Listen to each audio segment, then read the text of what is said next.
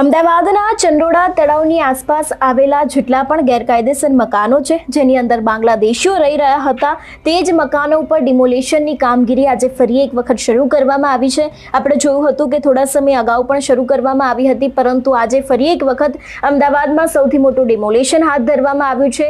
પોલીસનું શું કહેવું છે, ત્યાંના દ્રશ્યો કેવા છે, અને ખાસ કરીને અત્યારે હાલ ત્યાંનો માહોલ કેવો છે, તેના વિશે વાત કરીશું આજના આ વિડીયોમાં। નમસ્કાર, હું હંસિની અને તમે જોઈ રહ્યા છો નિર્ભય ન્યૂઝ। અમદાવાદના ચંડોળા તળાવની આસપાસ આવેલા જેટલા પણ ગેરકાયદેસર મકાનો છે, તેને તોડી પાડવાનું કામ આજે ફરી એક વખત શરૂ કરવામાં આવ્યું છે। લગભગ અનેક પોલીસ કર્મચારીઓની બંદોબસ્તની વચ્ચે અત્યારે હાલ આ ડિમોલિશન છે તેની પ્રક્રિયા હાથ ધરવામાં આવી છે। ત્યારે હવે આ બાંગ્લાદેશીઓ ક્યાં જશે તે પણ એક સૌથી મોટો સવાલ છે, પરંતુ એક બાદ એક પોલીસના પણ નિવેદનો સામે આવી રહ્યા છે। વહેલી સવારથી જ આ સમગ્ર કામગીરી છે તેને શરૂ કરવામાં આવી છે। અનેક એવા બુલડોઝરોની સાથે અત્યારે હાલ ત્યાં જેટલા પણ ગેરકાયદેસર મકાનો છે એ દરેકને તોડી પાડવામાં આવી રહ્યા છે। સૌથી પહેલા તો એ દ્રશ્ય ઉપર નજર કરીએ અને એ બાદ આ જ વાતને લઈને પોલીસ શું કહી રહ્યા છે તે પણ સાંભળીએ।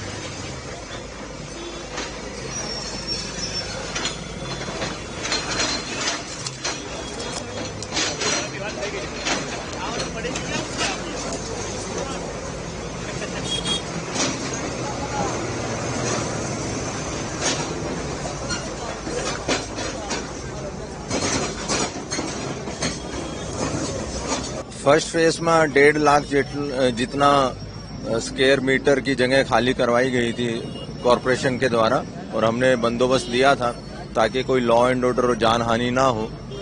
और फेज 2 आज से प्रारंभ हुआ है और आज भी पर्याप्त संख्या में सीपी सर ने बंदोबस्त दिया है और सब सीनियर अधिकारी स्थल पे मौजूद हैं।